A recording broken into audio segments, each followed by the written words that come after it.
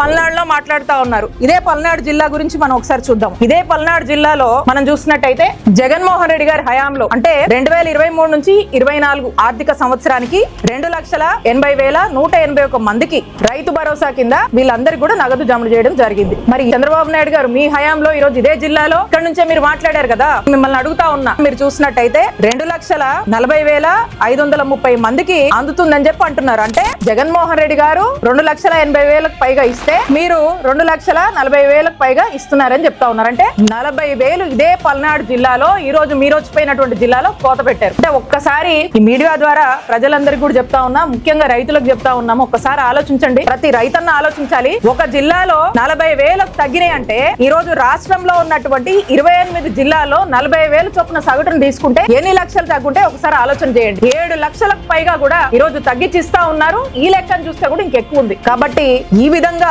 రైతును మోసం చేసుకుంటూ మరి మీరు ఇచ్చినటువంటి హామీ మీద మీరు నిలబడకుండా పైగా మీరు స్పష్టంగా చెప్పారు మీ మేనిఫెస్టోలో, మీ మాటల్లో చెప్పారు. ఈ రోజు మాట తప్పి ఈ రోజు రైతుల్ని మోసం చేసుకుంటూ మరి మీరు రైతులకి ఇంత చేస్తున్నా అంత చేస్తున్నా అని చెప్పి ఈ రోజు మాటల్లో ఊదరగొట్టడం అంటే ఇక రైతుల బాధలు మీకు ఎక్కట్లేదని, మీరు మీ ప్రభుత్వానికి పట్టవని మరొకసారి స్పష్టమవుతుందని తెలియజేస్తున్నాను.